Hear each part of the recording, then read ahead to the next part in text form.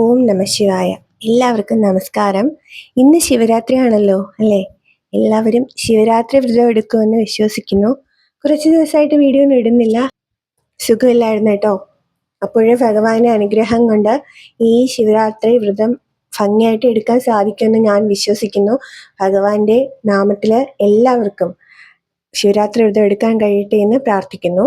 അപ്പോൾ ഭഗവാൻ നമുക്ക് ലോക നന്മയ്ക്ക് വേണ്ടിയിട്ട് കാളകൂട വിഷം പാനം ചെയ്ത ദിവസമാണ് ശിവരാത്രി എന്നും ശിവഭഗവാന്റെയും മാതാവിൻ്റെയും വിവാഹ ദിവസമാണ് ശിവരാത്രി എന്നും അറിയപ്പെടുന്നു. എന്നിരുന്നാലും ശിവരാത്രി എന്ന് പറയുന്നത് മഹാദേവന്റെ ചൈതന്യം ഉൾക്കൊള്ളുന്ന ഒരു രാത്രിയാണ്. ആ ദിവസം ഭഗവാന് വേണ്ടിയിട്ട് ഉറക്കമൊഴിക്കുന്നത് നമുക്ക് എല്ലാവർക്കും പുണ്യവും വരദാനവും ഭഗവാൻ സമ്മാനിക്കുന്നു. അത് ഉറപ്പുള്ള കാര്യമാണ്. എൻ്റെ ജീവിതത്തിൽ തന്നെ ശിവരാത്രി ഉറക്കമൊഴിയുന്നത് എനിക്ക് ഒരുപാട് മാറ്റങ്ങളും ഒരുപാട് പ്രതീക്ഷകളും ജീവിതത്തിൽ തന്നിട്ടുള്ള കാര്യമാണ്. അതുകൊണ്ട് തന്നെയാണ് ഞാനും ശിവരാത്രി വ്രതം മുടങ്ങാതെ, എനിക്ക് പറ്റുന്ന രീതിയിൽ മുടങ്ങാതെ ഞാൻ എടുക്കാറുണ്ട് കേട്ടോ. ഭഗവാന്റെ കാര്യങ്ങൾ കൂടുതലും എന്ത് ചെയ്യുക, കൂടുതൽ ചിന്തയോടെ ഭഗവാന്റെ ചിന്തയോടെ ആ ദിവസം കഴിച്ചു കൂട്ടുക. മാത്രമല്ല ദാനം ചെയ്യുന്നതും നല്ലതാണ്. എന്ത് ദാനം, അന്നദാനമാകട്ടെ, ജലം ദാനം ചെയ്യുന്നതും വസ്ത്രദാനം ചെയ്യുന്നതും എല്ലാം പുണ്യദായകമാണ് ശിവരാത്രി ദിവസം. അതുപോലെ തന്നെ ശിവരാത്രിയിൽ കൂടുതലും എല്ലാ ഭക്തരും ഭഗവാന്റെ നാമങ്ങൾ ഉച്ചരിക്കാൻ ശ്രമിക്കുക. എപ്പോഴും ഭഗവാന്റെ ചിന്തയിൽ തന്നെ തുടരുക. ഓം ഹ്രീം നമ ശിവായ എന്ന മന്ത്രത്തിന് ഭഗവാന്റെയും അമ്മയുടെയും ശക്തി കൂടിച്ചേർന്ന ഒരു മന്ത്രമാണ്.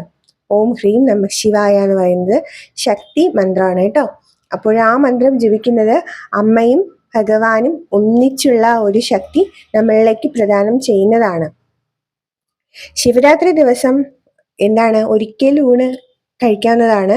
പഴങ്ങൾ മാത്രം ഭക്ഷിച്ചുകൊണ്ടും ശിവരാത്രി വ്രതം അനുഷ്ഠിക്കാവുന്നതാണ്. ഓരോരുത്തരുടെയും ആരോഗ്യസ്ഥിതി അനുസരിച്ചാണ് അത് ചെയ്യേണ്ടത്. ആരോഗ്യസ്ഥിതി ബുദ്ധിമുട്ടുള്ളവരാണെങ്കിൽ ഒരിക്കൽ ഊണോ അല്ലെങ്കിൽ ഭക്ഷണങ്ങൾ എന്തെങ്കിലും പഴങ്ങളൊക്കെ കഴിച്ചുകൊണ്ട് എന്ത് ചെയ്യാം, ശിവരാത്രി വ്രതം എടുക്കാം. കരിക്ക് കുടിക്കുന്നത് നല്ലതാണ് കേട്ടോ, ക്ഷീണം അകറ്റാനും മറ്റുമായിട്ട്. വയസ്സായ, അതായത് പ്രായമുള്ള മുത്തശ്ശന്മാരൊക്കെ ഉണ്ടെങ്കിൽ കരിക്ക് കുടിക്കുന്നത് നല്ലതാണ്. അത് മാത്രമല്ല രാത്രി ഉറക്കമൊഴിച്ചിരിക്കണം.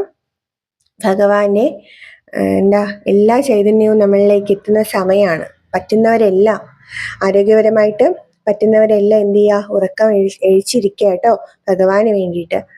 അപ്പോൾ ഈ വർഷത്തിൽ ഒരിക്കൽ വരുന്ന ഈ ഒരു ഭക്തി നിർഭരമായ രാത്രി എല്ലാവരും പ്രയോജനപ്പെടുത്തുക. ഭഗവാനിലേക്ക് കൂടുതൽ അടുക്കാനായിട്ട് അതെല്ലാവർക്കും ഉപയോഗപ്പെടട്ടെ എന്ന് പ്രാർത്ഥിക്കുന്നു.